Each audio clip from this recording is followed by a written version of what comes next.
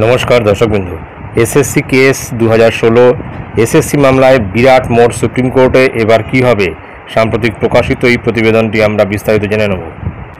School service কমিশনের নতুন নিয়োগ বিজ্ঞপ্তি নিয়ে তৈরি হওয়া বিতর্কে সুপ্রিম কোর্ট এবার স্পষ্ট বার্তা দিল, এসএসসি নিয়োগে বয়সে ছাড় সবার প্রাপ্য নয়, শুধু বিশেষ মানবিক পরিস্থিতিতেই এই ছাড় দেওয়া যেতে পারে।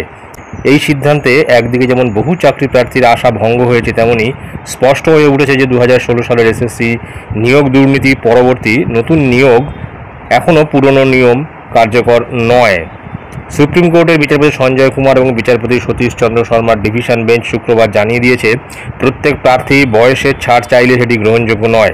আদালতের ভাষায় সবাই বয়সে ছাড় চাইতে পারেন না, তবে ব্যতিক্রম পরিস্থিতিতে ছাড় বিবেচ্য হতে পারে।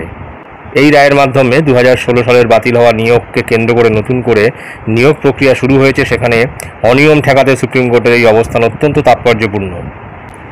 কেন উঠল বয়সের ছাড়ের দাবি?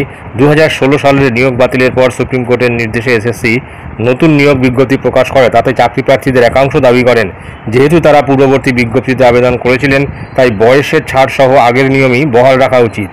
তাদের যুক্তি, নতুন নিয়মে বয়সসীমা, শূন্য পদ এবং মূল্যায়ন পদ্ধতি সবই পাল্টে গেছে, যা 2016 সালের আবেদনকারীদের প্রতি অন্যায়। এই যুক্তি নিয়েই তারা কলকাতা হাইকোর্টে যান, কিন্তু কলকাতা হাইকোর্ট সেই দাবি খারিজ করে দেয়। হাইকোর্ট কি বলেছিল? কলকাতা হাইকোর্টের বিচারপতি সৌমেন সেন এবং বিচারপতি স্মিতা দাস জানিয়ে দেন, এসএসসি নিয়োগ বিজ্ঞপ্তিতে হস্তক্ষেপ করার প্রয়োজন নেই।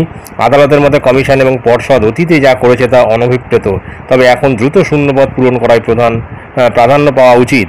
এই রায়ের পরই আবেদনকারীরা সুপ্রিম কোর্টের দ্বারস্থ হন, কিন্তু সেখানেও কার্যত একই বার্তা মেলে, বয়সের ছাড় সবার জন্য নয়। বয়সের ছাড়ের প্রসঙ্গে সুপ্রিম কোর্ট আবারও উল্লেখ করে শিক্ষক সোমা রায়ের কথা। ক্যান্সারে আক্রান্ত সোমাকে মানবিক কারণে নিয়োগের ছাড় দেওয়া হয়েছিল, তার ক্ষেত্রে ছিল ব্যতিক্রম। সোমা রায় 2022 সালে নলহাটি 1 ব্লকের মধুরা হাই স্কুলে বাংলা শিক্ষক হিসেবে নিয়োগ পান। কলকাতা হাইকোর্টের তৎকালীন বিচারপতি অভিজিৎ গঙ্গোপাধ্যায়ের হস্তক্ষেপে রাজ্য সরকার তাকে নিয়োগপত্র দেয়। সেই ব্যতিক্রমকে নজির হিসেবে আদালত আবার মনে করিয়ে দেয়। চাকরি প্রার্থীদের হতাশা বাড়লেও নিয়ম কঠোরই থাকছে। যারা 2016 সালে আবেদন করেছিলেন তাদের অনেকের বয়স বর্তমানে এসএসসির নতুন নিয়ম অনুযায়ী সীমার বাইরে, ফলে বহু যোগ্য প্রার্থী ফের আবেদন করতে পারছেন না। সুপ্রিম কোর্টের এই রায় তাদের পক্ষে এক বড় ধাক্কা। তবে আদালতের স্পষ্ট বক্তব্য, এসএসসি একটি স্বশাসিত নিয়োগ সংস্থা, নতুন নিয়ম মেনেই তাদের কাজ করতে হবে। বয়সে ছাড়ের মতো বিষয় ব্যতিক্রম ছাড়া অনুমোদনযোগ্য নয়। এসএসসির জন্য ভবিষ্যৎ বার্তা। এই রায় স্পষ্ট করে দিল, আগামী দিনে এসএসসি নিয়োগের ক্ষেত্রে যে কোনো নিয়ম বা ব্যতিক্রম সংক্রান্ত সিদ্ধান্তে অতিরিক্ত সতর্কতা দরকার।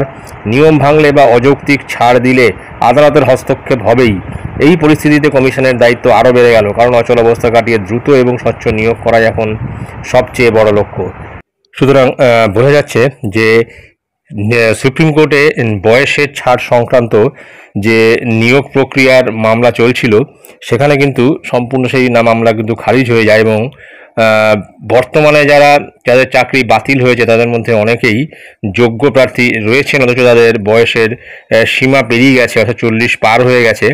সেই কারণে কিন্তু তারা কিন্তু আর পরীক্ষায় বসতে পারছে না। এটা কিন্তু অত্যন্ত বেদনাদায়ক, কারণ তারা কিন্তু যোগ্য প্রার্থী এবং তারা কিন্তু সম্পূর্ণ স্বচ্ছভাবে পরীক্ষা দিয়েই কিন্তু 2016 সালে নিয়োগ পেয়েছিল। নতুন নিয়োগ বিজ্ঞপ্তিতে বয়সের যে বিষয়টা উল্লেখ করা রয়েছে, তাতে কিন্তু অনেকের বয়স 40 পেরিয়ে যাওয়াতে তারা কিন্তু আর বসতে পারছে না। এটাই ছিল গুরুত্বপূর্ণ আপডেট, যা আমি আপনাদের সঙ্গে শেয়ার করলাম। ধন্যবাদ।